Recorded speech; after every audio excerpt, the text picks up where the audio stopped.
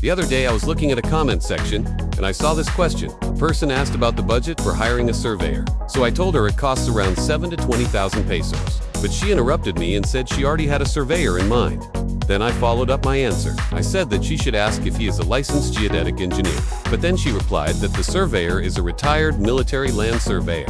At that point, I stopped typing. I did not want to offend anyone, so I just said that we all have different standards. But in truth, I am very concerned about these folks because it is a known fact that if you hire an unlicensed surveyor, you will get an inaccurate survey plan. And based on our experience, we cannot allow this to happen because an inaccurate survey plan will cause headaches down the road. So in today's episode, I will tell you why you need to hire a licensed geodetic engineer, what to do if you already hired an unlicensed surveyor, how to spot a good surveyor, when to hire one, and lastly, what are the red flags that you must never ignore? Hi guys, welcome to the Build, Design and Manage Smarter podcast. If you're new here, welcome. If you've been subscribed, welcome back. Hi, I'm your host. I am a registered architect. In case you missed it, we uploaded last week an episode about paint brands. We compared 5 brands and we came up with this fun experiment. The results were actually surprising. Okay, so let's talk about a site survey. Why do you need to hire a geodetic engineer to do it? The primary reason is accuracy. When you hire a licensed geodetic engineer to do the site survey, you can be assured that the survey plan that you will receive is accurate and reliable. This means that the location of your house and its setbacks from property lines are correct. Additionally, you will also have an accurate idea of your lot area. The accuracy of the survey plan is crucial because it will serve as the basis for your building permit application. Moreover, you will also use the survey plan as the basis for preparing the detailed engineering plans for your future house. You would not want to start construction without these important documents. Right. Also, if there are some issues with your lot boundaries, you will be able to resolve them early on before starting construction. This may save you from costly problems down the road, especially if you encounter problems with your neighbors. Which brings us to the next important reason to hire a geodetic engineer. A site survey conducted by a geodetic engineer will help you avoid disputes with your neighbors regarding the property boundaries. The survey report and plan will serve as a clear and concise document that you can refer to when issues arise. With a clear understanding of the property lines, you can build your house without worrying about encroaching on your neighbor's property. They will also inform you if you have an easement or a right-of-way. This is very important because you do not want to block the easement path when building your driveway, or worse, construct a structure within the easement area. In some cases, it is required by law that the easement width should be at least 3 meters. Hiring a geodetic engineer for a site survey also allows you to identify potential hazards, such as underground utilities, flood channels, or other natural features that could affect your construction project. This will save you from unexpected delays and expenses that may arise from encountering these hazards during the construction phase. What if you've already hired an unlicensed surveyor? If you've already hired an unlicensed surveyor, you can still submit a sworn statement to the local government unit in your area, and they might allow you to apply for a building permit,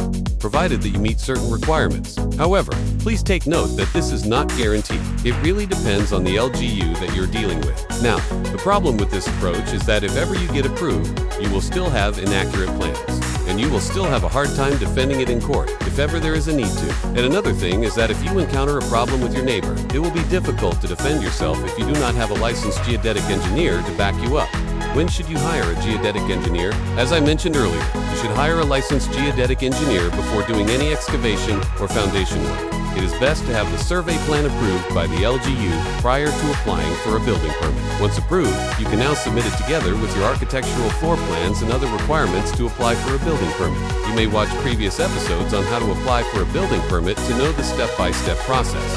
How to spot a good surveyor? One of the ways to spot a good surveyor is to check if he or she has a valid PRC license. This will ensure that they are qualified and competent to perform the necessary tasks. You can verify the license online on the website of the Professional Regulation Commission. Another way to spot a good surveyor is to look at their portfolio or previous projects. This will give you an idea of their experience and expertise in handling similar projects. You can also ask for references from previous clients to get an idea of their service quality and reliability. You can ask for samples of their survey reports and plans to see if they meet your needs. You can also ask for a sample survey plan to review. And another important thing to consider is their communication skills. Good surveyors should be able to communicate effectively with clients and other stakeholders, explaining complex concepts in a clear and understandable manner. Now, what are the red flags that you must never ignore when hiring a surveyor? The first red flag is when the surveyor does not have a professional license. As I've mentioned earlier, it is Important to check if the surveyor has a valid PR license to ensure that they are qualified and competent to perform the necessary tasks. If they do not have a license, then you should consider looking for another surveyor. Another red flag is if the surveyor is not accredited by the Bureau of Lands Management.